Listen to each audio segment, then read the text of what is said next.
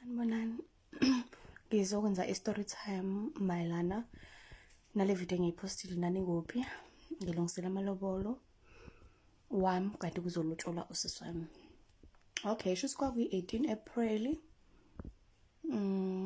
Ya silungisela-ke amalobolo ukuthi ngizolotsholwa. Ngangijabule kakhulu ukuthi ngizolotsholwa.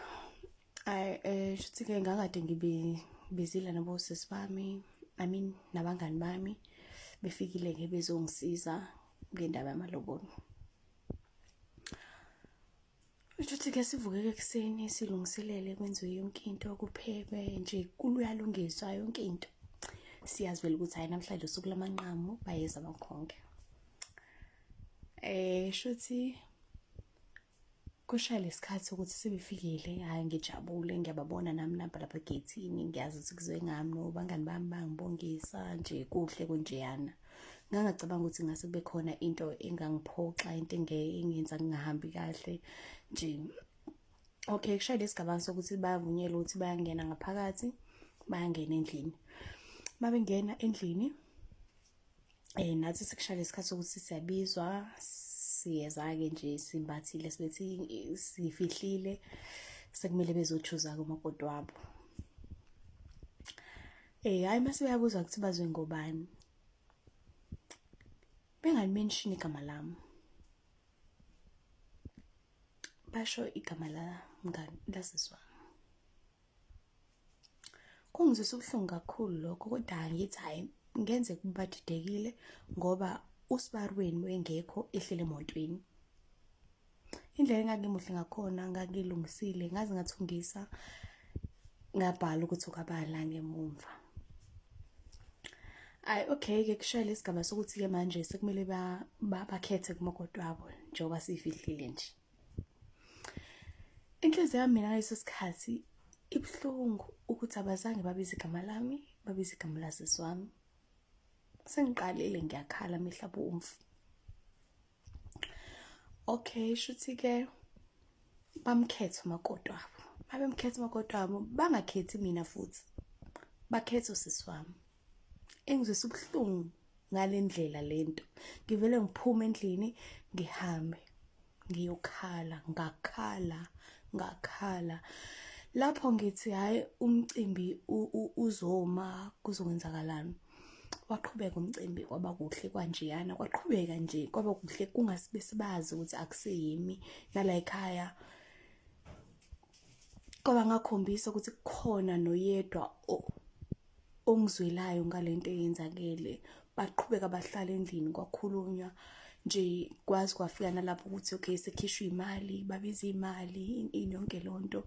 Lapho mina angikho ngiyakhala. Ngiyayizwa nemibuzo yenu noma ngeke ngize ngikwazi ukuyiphendula yonke. Kukhona abangibuza ukuthi indaba mina ngingayanga emotweni kuyena. Indlela okwenzeka ngakhona kwangasiyona into engathi ngangiyilindele. Kwaba yinto engangayilindele. Ngazumeka ngale ndlela yokuthi angikwazanga ukuthi ngiye kuyena. Angizange ngize ngicabange nokucabanga. Mase kuzoba incwadi. Incwadi wayinikeza mina. Uyena owayinikeza mina bese ngihambisa ekhaya. Angizange ngiyivule, angiyazi ibhala ukuthini. Kuzobe namhlanje angazi kwakubhala ukuthini.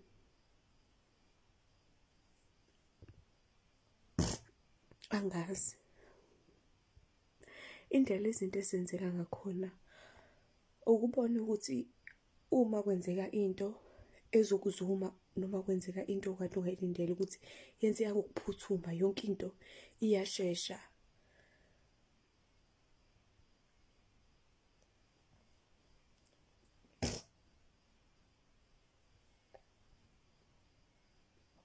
Kusukela ngalelo langa angiphindanga ngaba right, angiphindanga ngakwazi ukuthemba omunye umuntu.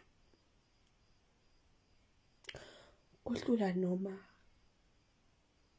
laba ababebizwe yimi bengiduduza beza kimi, kodwa angibavumelanga kwabona ukuthi basondele kimi ngoba wayengasekho umuntu engangimthemba, ngale ndlela yokuthi ngase ngisaba kwabona ukuthi maybe bebazi kodwa bebengifihlela. Akwazi ukuthi ngingabiza abantu kungeza abantu bezekhaya bezingami, ngithi beze ngami kanti baze ngosisi wami. Kungenzeka kube kwabona babazi, umuntu wengazi imina. Abantu abadala abakaze bayihluphe ngokuthi beze kumina bezokhuluma. Nami futhi angikaze ngize ngihluphe ngokuthi ngize ngibavumele ukuthi beze kimi bezokhuluma ngoba ngangazi ukuthi ayikho into abazoyikhuluma iyona. Ayikho into abazoyikhuluma iyona. Bakwazi ukuqhubeka be-attend ekubeni sebebonile ukuthi lento idala ingxabano, kodwa still umcimbi waqhubeka ekhaya. Akukho kwamayo, waqhubeka umcimbi ngazuthi ayikho into embi ehlakele. So nje angazi ngathini, angazi.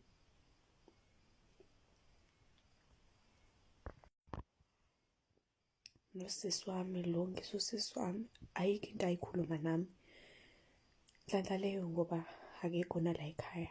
Angazi ngangizombukela uba, angazi noma ngizokwazi yini ukuthi ngimbuke. Angikhulumi ngento eyenzeke iminyakeni edlule, ngikhuluma ngento eyenzeke this year April 18 April. Kusayinto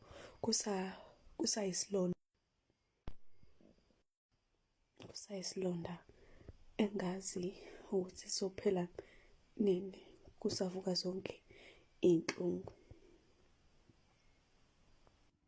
Njengoba bengibuzile abantu abadala ukuthi nikuvumela kanjani lokhu kwenzekile la ekhaya, ukuthi iy'nkomo ekade nazi ukuthi zize kimi kodwa futhi zijike zize kusisi omdala niy'vumele ngani, nikuvuma kanjani? Siyaxolisa kakhulu, sibe nephutha sibadala savuma izinkomo ebengaswele kube siyivume ezazingaqondile ukuthi ziza ngapha. Sibadala senza iphutha, sinexolisa kakhulu lapho senze ukuphatheka siwumndeni, sihlangane sangabonisana ukuthi lento esivuma iliphutha. Yento iyenzeka ubunganakile igcine usuyibona kamuva iphutha nephutha okwenzakalayo kwashaya amakhanda. Sahlala sicabanga sibheke ukuthi kwaze kwayihlazo lento eyenzakalile esasingayiqondile ukuthi izokwenzeka. Kwanishaya amakhanda yebo, kodwa nakuvumela lokho kwenzeka, nakuvumela anikaze nibajikise iy'nkomo nayithatha. Yebo sayithatha ngoba phela akuselula uphinde seliyinto isifikile esandleni, kodwa khona kwashaya amakhanda sacabanga sangaqeda ukuthi sizokwenza njani. Khona kwakubalulekile ukube sasingayijikisa, kodwa hhayi, asibange umbono ufike ukuthi masiyijikise. Siyaxolisa iphutha elikhona nokuthi nosisi akazanange evume ukuthi uyalibona iphutha eselenzekalile, waze wagcina wahamba isiphetho sakhe awophelela awuhlala emzini ekubeni uyalibona naye iphutha likhona. Siyaxolisa kakhulu.